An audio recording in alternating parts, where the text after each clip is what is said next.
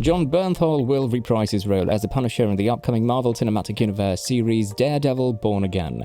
Fans of the character will be overjoyed to see him return, and with the show set to premiere in the spring of 2024, they won't have to wait long. For those unfamiliar with the character, the Punisher is a vigilante who goes after the criminal underworld to seek justice for the murder of his family. Since his debut in comic books in 1974, the Punisher has been a fan favorite due to his brutal methods and no-nonsense approach. In 2016, Jon Bernthal debuted as Frank Castle, the Punisher, in the second season of the Netflix series Daredevil. Both critics and fans praised his performance, with many hailing it as the best portrayal of his character to date. Bernthal's Punisher later had its spin-off series on Netflix, which lasted 2 seasons before being cancelled. Despite the show's cancellation, fans have been clamoring for Bernthal to return to the role, and it appears that their wishes have been granted. In the upcoming Daredevil series, the Punisher will make a return.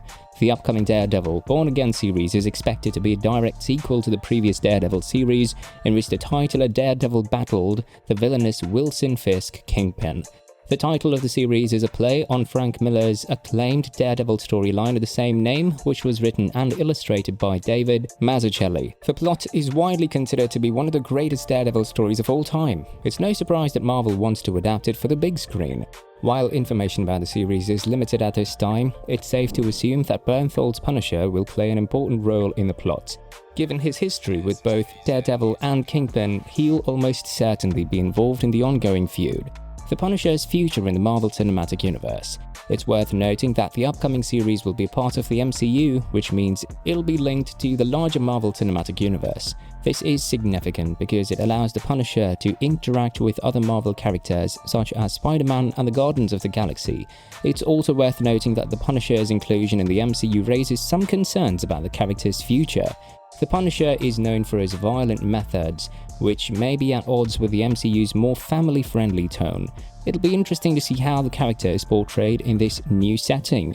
The Punisher's Netflix series ended with an exciting tease for Frank Castle's future, which the MCU may finally be able to pay off after Daredevil Born Again. While the Punisher will return to the Marvel Cinematic Universe in the upcoming Daredevil Born Again series, Frank Castle's future may have already been hinted at. In the final scene of Netflix's The Punisher Season 2, the Punisher was offered a job after launching his crusade against criminals. As a result, Frank Castle may soon join a brand new roster of MCU antiheroes. With the announcement that Jon Bernthal will reprise his role as the Punisher in Daredevil Born Again, which will be available on Disney+, it's safe to assume that Frank Castle's pre-existing history and origins from Netflix's Daredevil Season 2 and his spin-off series will be considered canon. Similarly, Daredevil and Kingpin should benefit from the same treatment. Keeping this in mind, the ending of The Punisher Season 2 could be used to set up Frank Castle's future after his appearance in Daredevil Born Again through a previously teased relationship with the CIA. The CIA was interested in hiring the Punisher. Throughout The Punisher, Castle had frequent interactions with Dina Madani, a Homeland Security agent investigating the Punisher about the death of her partner in Kandahar. Both Madani and Castle, however, had lost loved ones as a result of the illegal Operation Cerberus and its aftermath.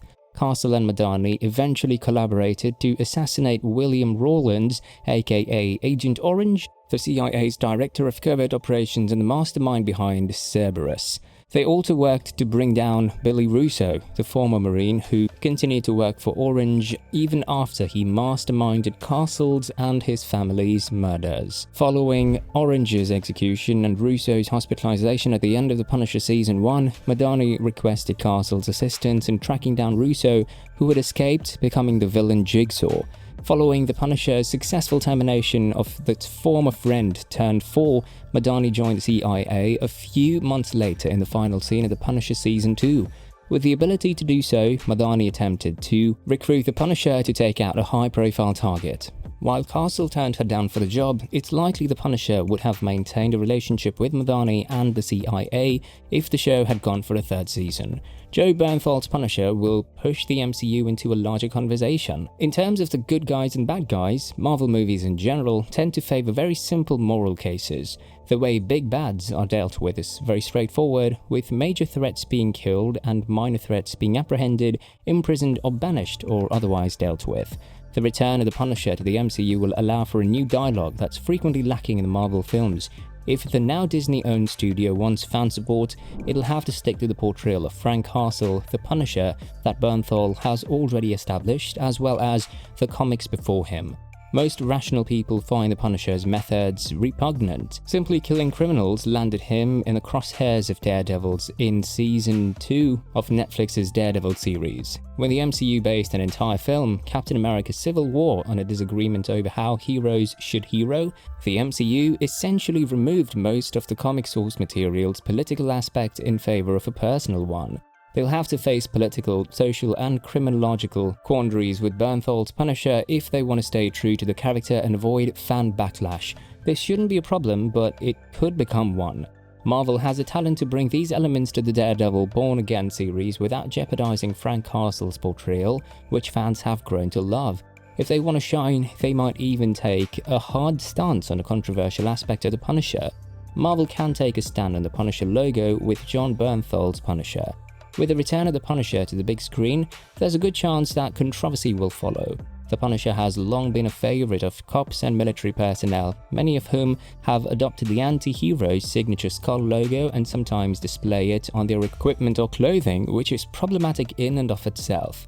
Worse, some of these involved were discovered to be members of alt-right groups, some of which promoted fascist ideologies such as the Charlottesville protesters and Capitol rioters 2 years ago. It even led Marvel Comics replacing the signature logo in upcoming new issues featuring the character, dividing fans over whether this was the right decision. When the MCU Punisher returns to the big screen, everyone will be looking to see if the new logo from the comics is carried over. Along with the ability to introduce more nuanced perspectives on justice and crime in the context of superheroes, Marvel has a real opportunity to take a stand on the whole logo controversy. Many fans believe that co-opting the logo is the best way to confirm that Frank is a character who does not resonate with white supremacist groups.